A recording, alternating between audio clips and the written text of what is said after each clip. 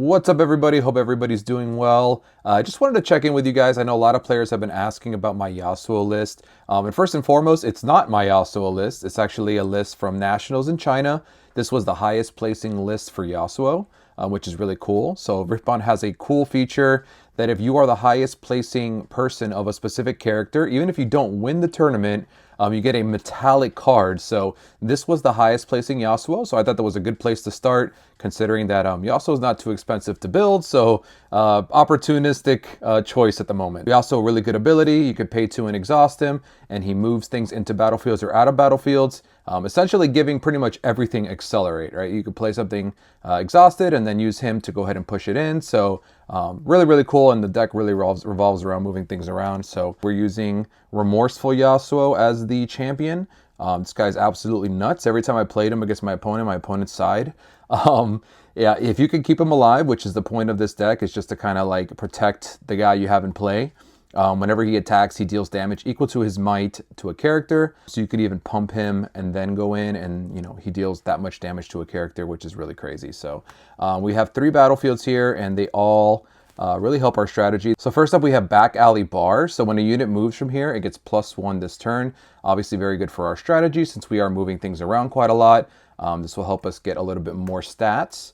We have Dreaming Tree. So the first time you choose a friendly unit with a spell here, draw 1 card. This is actually really crazy good because we have cards, which I will get into in a second, but we have Discipline, which we are often using on our own characters, obviously. And Discipline gives +2 and draws a card. So when you discipline something that is also sitting at the Dreaming Tree, you're paying 2 to draw 2 and give something +2, which is just incredible value. This might seem like a strange one, Candlelit Sanctum, but you'll see shortly why this was such a key location to have concluded as one of your battlefields.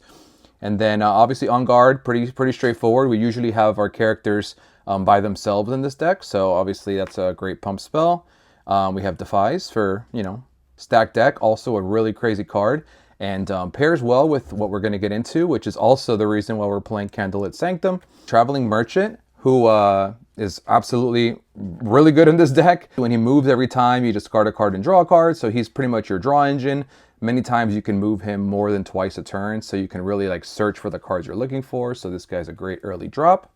We already spoke a little bit about Discipline, but yeah, we're trying to pump our characters, keep them alive, and protect them. That's the name of the game here. So Discipline does a great job of doing that. We have Mask of Foresight, which is a gear. It actually just sits in play, and it provides a +1 every time your character attacks or defends alone. This can add up pretty quickly, and even sometimes that 1 point extra of damage on the field really makes a huge difference. Like I mentioned, we're normally going into combat solo, so this really helps out, and a great card. Ride the Wind, which is an all-star in a lot of decks, but in this one in particular, being able to move Yasuo around and then trigger his attack multiple times, so he's really blowing up everything at the field, is really good. Zhonya's, this came in so clutch. So many times my opponent thought they had me, you know, spent all their spells for me to flip this and pretty much stop all of their stuff from happening because I just get my character right back. So yeah, Zhonya's Hourglass, very good card. 2 Wielder of Waters, so these guys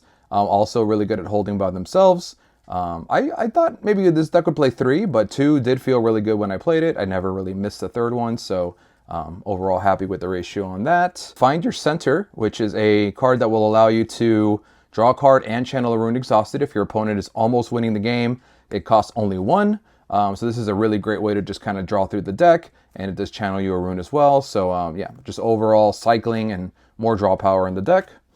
And this is where it gets interesting. So this list, again, is not my list, and the main reason I played it is not because it did so well, but also because it was the most unique. Nocturne is a huge part of this deck, and at first I was like a little confused as to why. Not only does he come out for free all the time, with cards like Stack Deck and Candlelit Sanctum, and even the Poros, which are right here, there they are.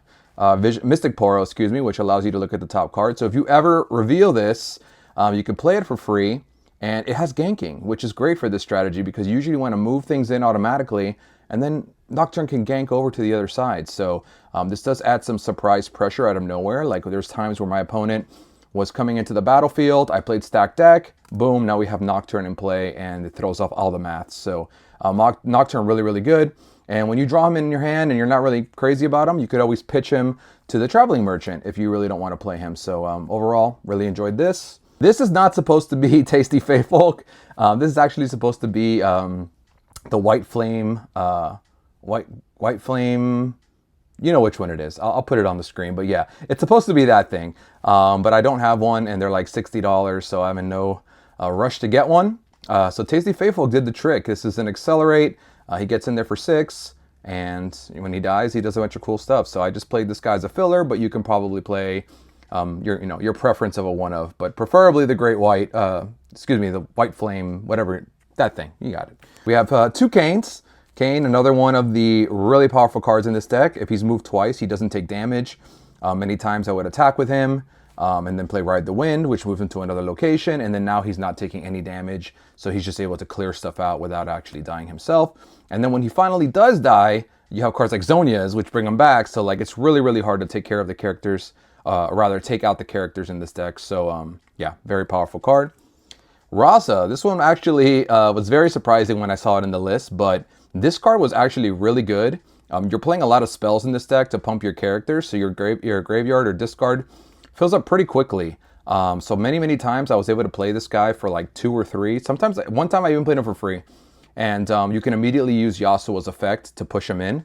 Raza, I loved it. And as I mentioned earlier, if you have it early and you're not really in the interest of playing it or holding on to it, you could always pitch it to the Traveling Merchant. But I found this card to be very, very powerful.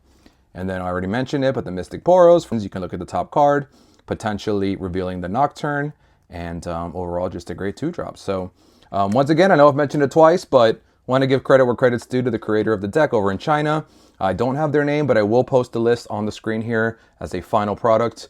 And yeah, this list was a ton of fun. Highly recommend trying it out. Not super expensive. And yeah, have some fun and ride the wind. Peace!